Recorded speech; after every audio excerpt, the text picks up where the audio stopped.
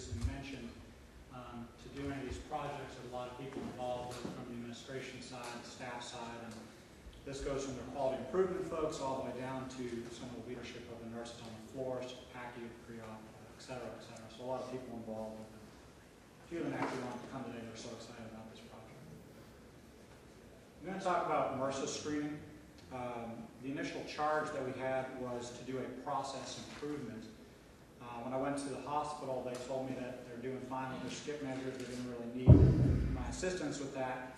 Any other thoughts or things that we could do? And so one thing that had been dear to my heart was MRSA screening and the prevention of post-operative infections being in spine surgery. So as Dr. Prentice pointed out to me, it was not a process improvement, it was implementation of best practice. But once we implemented that practice, we then had plenty of processes to improve upon, so we got to do both.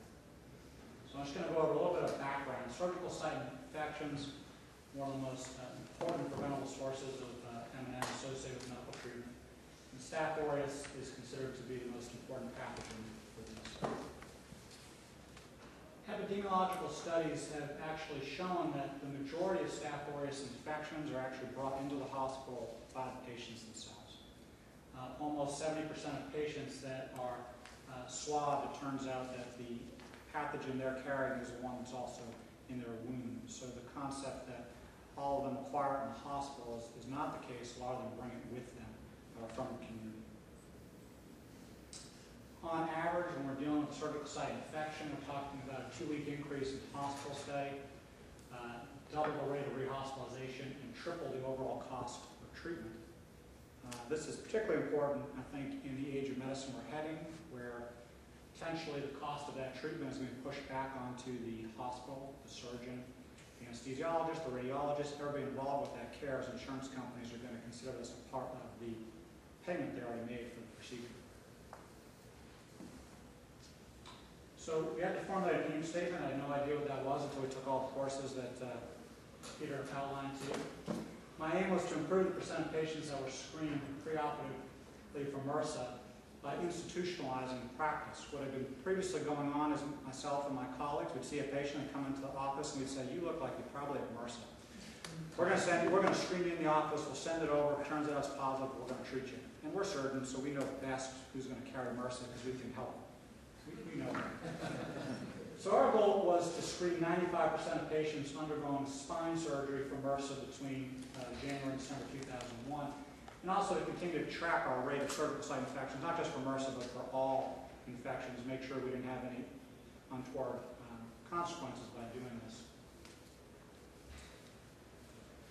We started as a busy slide, and you have the handout if you want to look at it more closely. The first thing, once we decided this was a worthwhile endeavor, was we sat down as a team of people from various aspects of the hospital, and we mapped out what would the flow be, what would the process be of bringing these patients.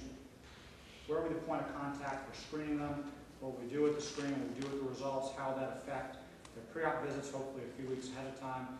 If patients weren't having a pre-op visit because we saw them in the office the day before and they had a microdisc, had to come in the next day, how would that process work? So we started by charting it out. And once we had charted it out and educated everybody and started moving forward, that the opportunities for process improvement began. We noted there were probably 2 areas where we would have process improvement. One would be the turnaround time for MRSA swabs. So to swab a patient prior to surgery, they usually come 3 hours before surgery. You've got to swab the patient, send off the lab, get a result, and send it back. And if it turns out it's positive, you need to be able to treat them with vancomycin. Vancomycin takes an hour to run in prior to cut time of surgery. So that's a pretty tight window. When we went to the lab at our hospital, the initial reaction was they laughed at us because they said, you're an important swab among with every other important swab that we're getting here at the lab or test. You know, we can't necessarily turn that over in an hour. So we have to engage their staff. And also, what was really helpful was to actually go over there and see what their process was, learn from them, and engage them in the process. And they got more interested and became helpful on the way. The other one is the actual administration of vancomycin. Vancomycin takes 1 hour to run in, unlike Keflex, that you can push quickly before surgery starts. So to meet the skip measure, you've got to run it in on time. You can't run it in too soon or you fall out. And if you don't have it all in, you fall out as well. And so in order to coordinate that, the patient's vancomycin. First case of the day, relatively easy, set cut time.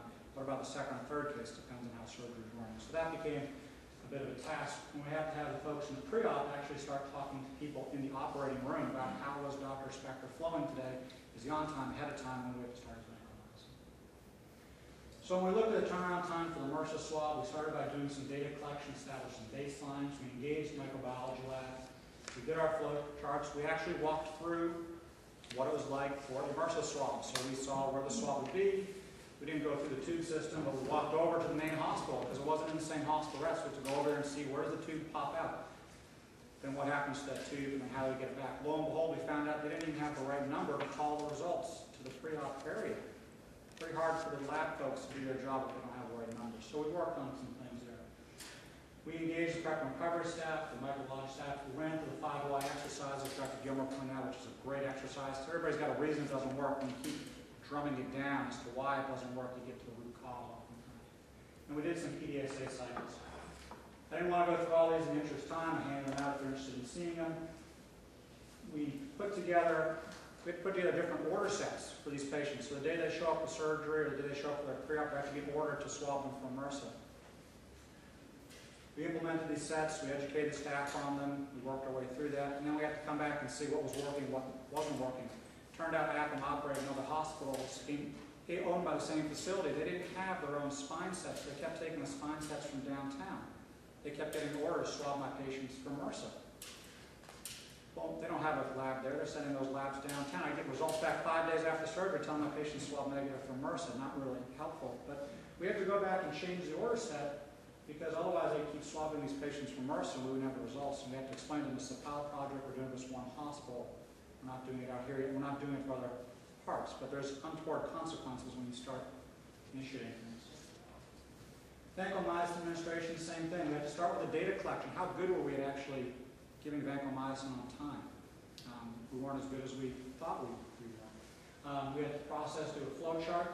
The big focus group was working with prep and recovery, who had to hang the vancomycin, make the call through the surgeon, but then the CRNA was responsible to administrate it, have them start talking to each other about when to start that vancomycin. And that was interesting for them to walk in each other's shoes and see what the process was like for each of them, because obviously the folks in the OR say those folks in prep and recovery, they have no idea what they're doing, they're always messing up their job and vice versa, and I think they learned a lot from each other about how difficult each other's job was. Again, went through the 5 Ys. We actually went through a visual teaching method because it was really hard for people to understand. We always give Keflex. How come all of a sudden we're doing vancomycin? And it turns out if you swab positive for MRSA, the recommendation is you should give vancomycin, but you also should give Keflex. That's from the infectious disease folks. That's right above my intelligence. I don't think the infectious disease doctor doesn't explain that. But our staff obviously had a hard time with this. We just gave vancomycin. Why do we also have to give Keflex? And so they have to be educated about that. So our results, everybody wants the results. 2010, my partners and I screened a total of 7% of the fusions that were going through. 2010 was only the fusions that we were screening. 2011 year-to-date September, we screened 93%. If you take out the first 3 months when we're getting up and rolling and you go from April on, we're screening 98%. So now that we're up and rolling, we're screening a greater than 95%. And it's been successful enough that now we're rolling this out to the total joint community, which is where we're going to see much more improvement because those kind of infections are a bigger issue with our total joint colleagues. So out of the 104 patients that my partners and I selected, because we knew they had MRSA, 7% of them were carriers. Out of the 949 patients, just screen them all, 5%. So that showed us and educated a lot of my partners who were very skeptical that actually we're not any better really statistically at picking out a patient that has MRSA. And these numbers, 7 and 5%, are consistent with community standards. We've talked to most epidemiologists and infectious disease doctors. About 6% is what they say is usually in the community. As far as the number of infections goes, again, we're just looking at the spine cases. So we had 5 infections in 2010. Year to date, we've had 3. So if we hold, that'll be a 40% improvement. That'd be fantastic. We may or may not. These are small numbers that we're dealing with. The interesting thing is now that we're looking at this, we can go back to these 3 patients and look and say, did they swab positive for MRSA? And the answer is they didn't. And so at least we know they didn't bring it with them. And we can go back and look even more about the circumstance of those cases. In fact, our last one, unfortunately, was a patient who then went to a nursing home where they did not receive the best of care laying around in before climbing and come back to the hospital 2 or 3 weeks post-op with an infection. So we still count it because it's our case, but it's interesting to go back and look at the things we can and can't improve on. This is a really busy slide, but when we brought this project to administration, they said, that sounds great, what's it going to cost? And I explained to the administrators that there is going to come a time likely where they're going to be on the hook financially for these infections. They're not going to get reimbursed to potentially bring that patient back. So we looked at the average cost of infection in our hospital. To treat that patient in patient care is about $40,000 on average for a spine patient. In the literature, we've seen other studies show it's about $60,000. So with 5 infections, that's $200,000. The cost of screening 104 patients was about $4,000, and the cost of treating them, because we give them a special scrub as well as an Pearson, was a little over close to $5,000. So for a total cost of about $205,000. Again, assuming that the hospital wasn't getting reimbursed, this was all out of pocket. When we go to this year, 3 infections, $120,000. Screen 949, so this number goes up by about 10 for a cost of $166. So in the end, it's a saving, assuming the hospital has to charge of a infection about $40,000.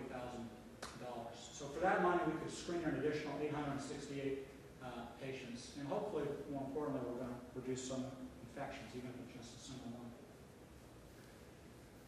So in the end, quality is actually the most cost-effective care. It doesn't have to be expensive. It can be a savings thing. And we calculated that the cost of one infection, we can prevent one infection, it's the equivalent of screening about 915 patients and treating them, so about $44 per patient. This is just talking about the inpatient costs. This isn't including outpatient costs, 6 weeks of IV antibiotics, home nursing, wound care, lost time with work, the amount of time family members have to take out to care for them, and the human cost of infection, obviously, can't really calculate. So no slides to play with that picture of my kids. The parents want us to convey what we learned. This slide is what I learned, that the relationship between the doctor and the hospital when it comes to quality or process improvement doesn't need to look like this picture. I won't tell you who's the doctor and who's the hospital in that picture, but that's how it often feels to us. It feels like a forced relationship. Come on, we got a great thing for you guys to do. This was an opportunity for me to learn that it can be both interesting, beneficial, and a good thing. So hopefully I won't feel the same way as my son felt about the daughter.